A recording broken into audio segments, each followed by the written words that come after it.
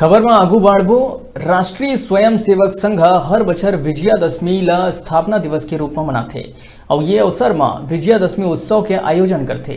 हर बछर असन एहुदारी इतवार 8 नवंबर के बिलासपुर नगर द्वारा संझाकन विजयादशमी उत्सव के आयोजन करे गए।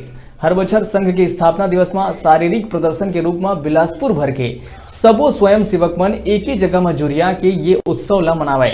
फिर ये दरी कोरोना के कारण कार्यक्रम के स्वरूप ला बदले गए रही से बिलासपुर के 7 उपनगर में एक ही समय अलग अलग जगह में कम संख्या और कोरोना के सबो दिशा निर्देश के पालन करते हुए ये उत्सव ला मनाए गए।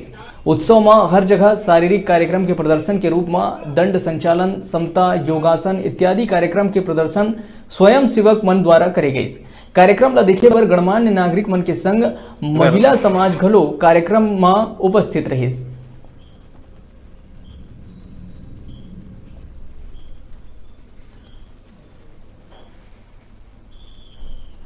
संघ बिलासपुर नगर का विजयादशमी उत्सव प्रतिवर्षानुसार इस वर्ष भी संपन्न हुआ, लेकिन इस वर्ष कोरोना महामारी के दृष्टिकोण से अपन ने कम संख्या में सोशल डिस्टेंसिंग का पालन करते हुए शासन के नियमानुसार पूर्ण रूप से पालन किया है और 7 स्थानों पर ऐसा विजयादशमी उत्सव संपन्न हुआ।